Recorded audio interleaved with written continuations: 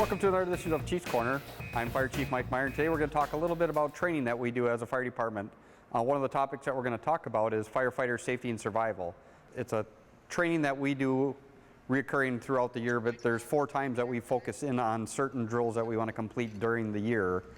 The training that you're looking at today was focused on firefighters being familiar with their air packs that they wear. So if they're in an environment that they have to wear an air pack, they have to be familiar to be able to find out where the valves are as far as a bypass valve, the regulator, their buddy breathing equipment that's on there.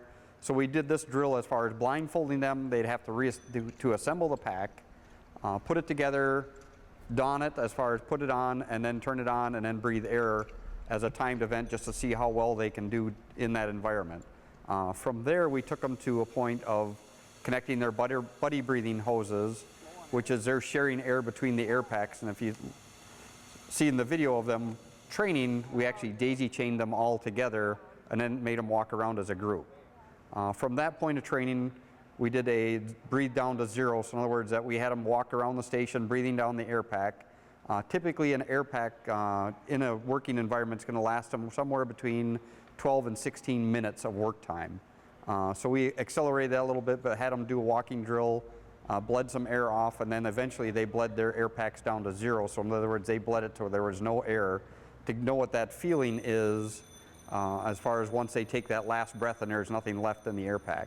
Part of that drill is so that they know what that's like when it comes on, but the other side of it is they didn't know what they were doing, but they are actually conserving their air, slowing things down, and calming themselves. So in an emergency environment, if they can't get out and they're trapped waiting for their firefighters, they have to learn, they have to know how to slow down their breathing, calm themselves, and wait for the other firefighters to come get them out of that situation that they're in.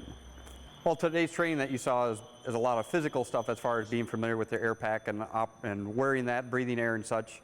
Part of the training that you didn't see or that you don't see is once they determine that they're in a situation, emergency situation, and they need help from the outside or another crew that's inside working with them, is called our Mayday procedure. So that firefighter determines that he has a problem, whether it's with his air pack, he can't find an exit, something's not right where he needs assistance, they call a Mayday. And that starts a couple things. One is that we're going to send in another team to assist to get them out of the building. Any crews that are inside of that building with them should move to them to help and assist to get them out of the building.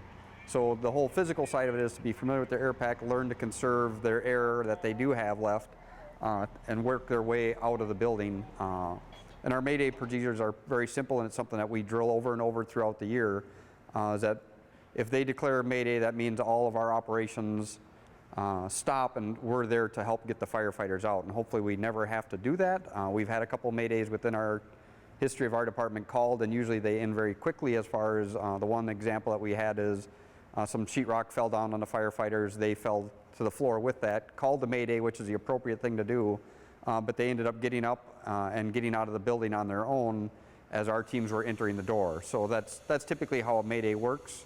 And from research and study, most of the Maydays that are called are self-resolved, or a crew inside the building actually resolves it for them without deploying any extra resources. So our firefighter safety survival training, we do that. We highlight that 4 times in a year as far as the training goes, and the things that we cover is what you saw today as far as being familiar with your air packs, doing some emergency procedures with it.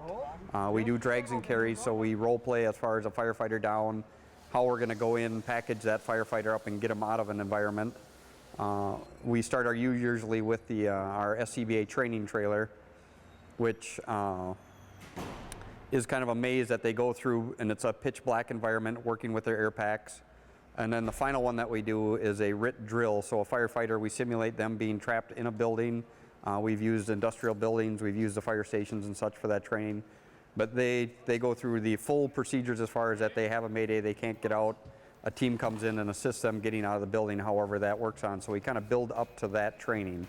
And that's what we do for firefighter safety and survival throughout the year as Lakeville Fire.